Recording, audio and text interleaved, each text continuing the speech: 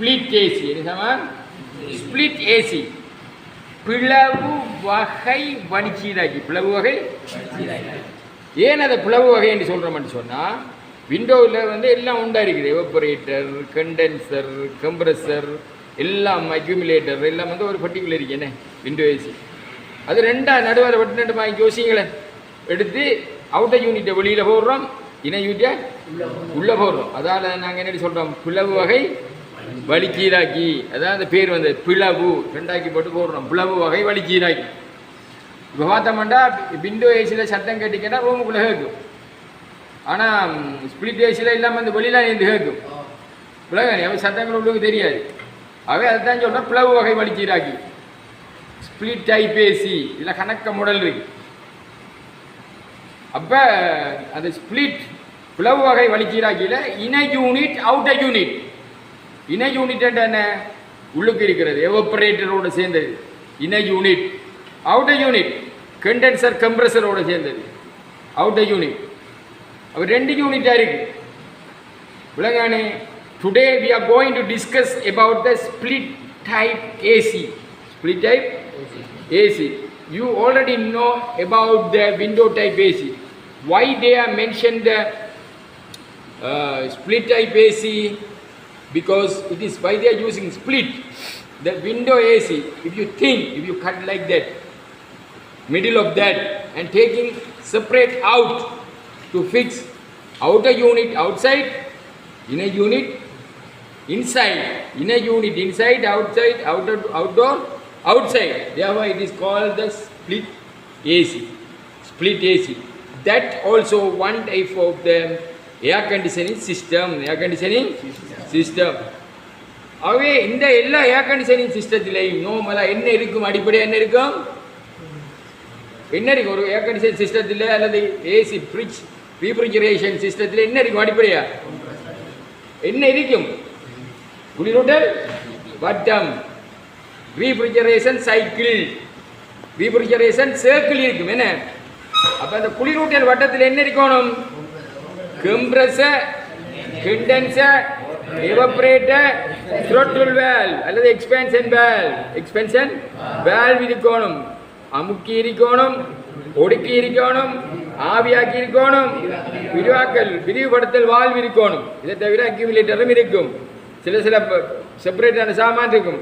பிள்ளைங்கானி அப்போ இதை பார்க்கக்குள்ள ஸ்பிளிட் ஏசிலையும் என்ன, அதாவது ஸ்பிளிட் ஏசியில் inner unit is fixed to the inside the room, outer unit is fixed to the outside the room or outside the room. Therefore, there are two lines from the compressor. One is, what are the two lines? Suction line and the discharge line.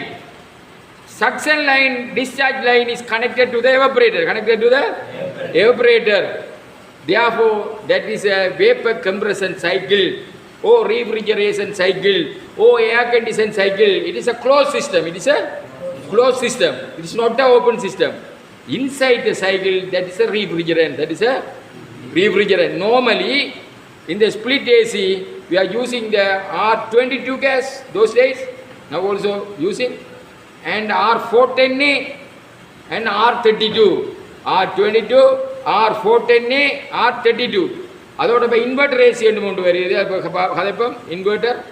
ஆகவே இதில் வந்து நாங்கள் பார்க்கக்குள்ள அடிப்படையாக அந்த பாகங்கள் இருக்கணும். என்ன அடிப்படையாக என்ன இருக்கணும், பாகங்கள், குளிரூட்டல் தொகுதி, குளிரூட்டல் வட்டம் இருக்கணும், கண்டென்சர் இருக்கணும், கம்ப்ரஸர் இருக்கணும், எவப்பரேட்டர் இருக்கணும். அந்த தொகுதி ஒரு மூடிய தொகுதியாக இருக்கக்குள்ள உள்ளுக்கு வந்து குளிரூட்டல் சுற்றுல குளிரூட்டல் திரவியம் பெறுகிறது. அந்த குளிரூட்டல் தப்பியம் எப்படி வருது, high pressure, low pressure, high temperature, low temperature. விளங்கானே அதன் அடிப்படையில் லிக்விட் வந்து வாயுவாகவும் வாயு வந்து லிக்விட் வாயும் ஒடுங்கி அந்த தொழிற்பாடு செயல்படுத்தப்படுது. இவ்வளவு சரியா? இப்படி பார்க்கக்கூடாது. நீங்கள் பார்த்தோம்னு சொன்னால் இப்போ பார்த்தோம்னா இது உங்களுக்கு கல்வி முடிஞ்செல்லாம் தெரியும். இது வந்து இணை யூனிட், இன்டோர் யூனிட் ஓ இணை யூனிட்.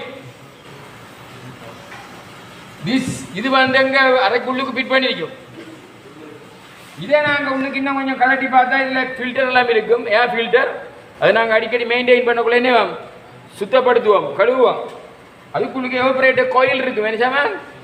இந்த எவப்ரேட்டர் கோயிலுக்குள்ளே தான் என்ன வருது, ரீஃப்ரிஜரன்ட் ரீஃப்ரிஜரன்ட் இருக்குது.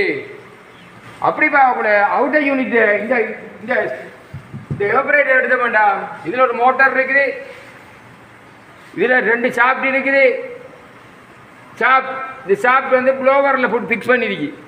மோட்டார் சுத்த ப்ளோவர் என்னையும் சுத்தக்குள்ள அந்த கூல் ஹாட் என்னையும் ரூமுக்குள்ளே வரும், கூல் ஹாட் ரூமுக்குள்ளே வரும். அப்போ அவுட்டர் யூனிட் இந்த அவுட்டர் யூனிட்டில் பார்த்தோம்டா இதில் என்ன வேணும், compressor, condenser. Inside the condenser என்ன இருக்கும், குளிரூட்டல் திரவியம் இருக்கும். அதை தவிர இங்கே வந்து இன்னொரு முக்கியமான சாமான் இருக்குது, சென்சர். என்ன சாமான், உணரி. என்ன சாமான், உணரி. பைப்போட டெம்பரேச்சரை உணரும், அதே மாதிரி ரூமோட டெம்பரேச்சரை உணர்ற உணரிகள் இருக்குது. அது வந்து அதில் இதர பாகங்கள். அவை பேசிக் ஏதாவது என்ன இருக்கணும், கம்ப்ரெசர் இருக்கணும், கண்டென்சர் இருக்கணும், எவப்ரேட்டர் இருக்கணும், ப்ளோவர் ஃபேன் இருக்கணும், கண்டென்சர் ஃபேன் இருக்கணும். என்ன சாமான், கண்டென்சர் ஃபேன் இருக்கணும். இப்போ இதுக்கு எல்லாம் நாங்கள் சப்ளை கொடுக்கக்குள்ள நாங்கள் வந்து சப்ளை வந்து இப்போ இதில் போடுவோம்.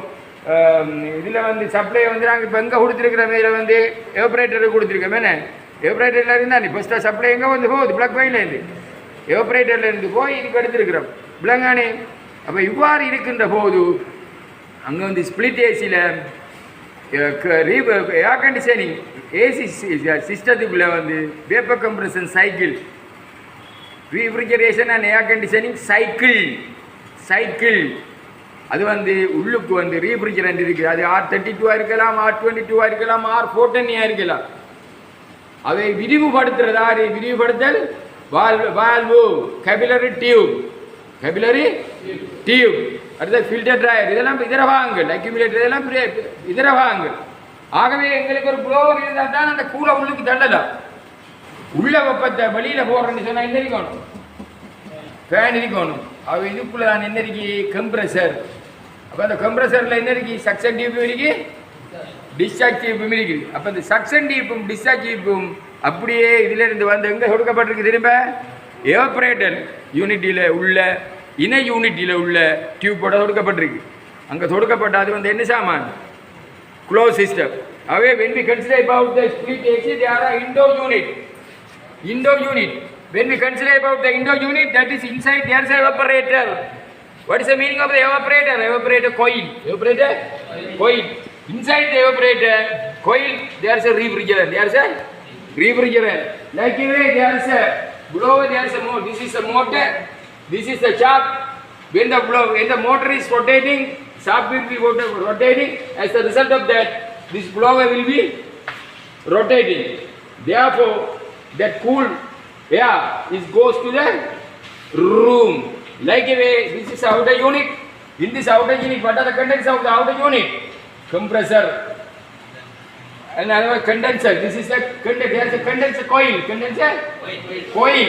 There is a compressor. The compressor, there is a 2 line. One is a suction line, another one is a discharge line. There are compressor, suction line and discharge line again connected to the inside evaporator.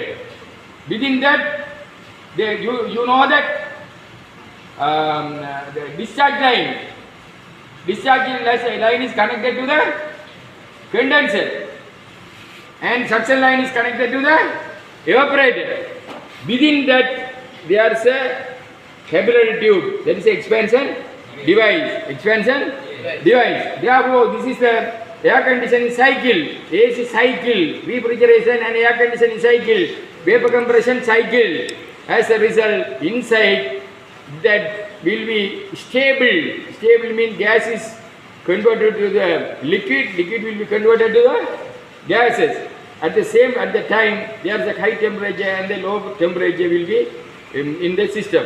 Therefore, the split AC, the main part is the indoor unit and the outer unit. Indoor unit, there is a evaporator. Outer unit, there is a condenser. Indoor unit, there is a blower. There is a outer unit, there is a fan. There is a fan. Therefore, inside the system, normally, when we consider about the refrigerant, those days R22, now also using, then R410A, R32, like now inverter AC. Now very famous for the inverter AC, அப்போ கூட முக்கியமானது. அப்போ இந்த inverter AC எடுத்து இப்போ இதில் இன்னொரு முக்கியமான விஷயம் நான் கதைக்கல. அதாவது இது என்னென்ன கம்ப்ரெசர் பயன்படுத்துகிறாங்க இந்த ஸ்பிளிட் ஏசியில் இருந்து பார்த்தா இதுலேயும் வந்து என்ன பயன்படுத்துகிறாங்கன்னா ரொட்டரி கம்ப்ரெசர் பயன்படுத்துகிறாங்க. என்ன ரொட்டரி, அடுத்த ஸ்கொரல். இப்போ இது இன்வெர்டர்லாம் பயன்படுத்துறது ஸ்கொரல் கம்ப்ரெசர் பயன்படுத்துகிறாங்க, ரொட்டரி கம்ப்ரெசர் பயன்படுத்துகிறாங்க. விலங்கானி ஆகவே இதன் அடிப்படையில் இன்வெர்டர் சொன்னால் இது வந்து மின்சாரத்தை சேமிக்கலாம், கூடிய அளவு மின்சாரம் தேவையில்லை. அது என்ன பேர் விசனதன்மைனா கம்ப்ரெசர் தொடர்ச்சியாக இயங்கி கொண்டிருக்காது, கம்ப்ரெசர் தொடர்ச்சியாக இருந்து இயங்கி கொண்டிருக்காது விலங்கானி. ஆகவே அங்கே பேசிக்காக இருக்கிறது ரீஃப்ரிஜரேஷன் சைக்கிள் தான், ஏர் கண்டிஷனிங் சைக்கிள் தான். உள்ளுக்கு வந்து வளம்பாறது வந்து சுற்றுறது என்ன சாமான் ரீஃப்ரிஜரன் குளிரூட்டல் திரவியம். இவைகளை நாங்கள் என்ன this is a mechanical device run by using the current, அதாவது நாங்கள் இதே அடிக்கடி ஒன்று மெயின்டைன் பண்ணணும், மெயின்டெனன்ஸ் ப்ராசஸ் மெயின்டைன் பண்ணி நாங்கள் அதில் உள்ள பழுக்கள் பிரச்சனைகள்.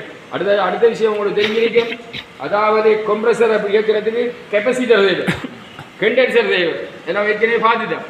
அதே மாதிரி ப்ளோ ஃபேனை இயக்கிறதுக்கும் கெப்பாசிட்டர் வேணும், அதே மாதிரி கண்டென்சரை இயக்கிறதுக்கு என்ன வேணும், capacitor வேணும். But the capacitance of the capacitors vary. capacitance of the capacitors அதாவது கொள்ளளவும் வந்து வேறுபட்டது.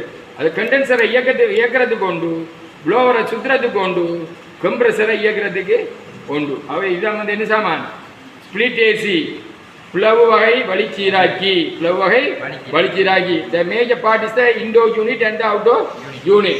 Condenser, evaporator, suction line and the discharge line and the refrigerant and the sensor. Okay, சரியா பே? உலகிதான் நல்லா இருக்கும்.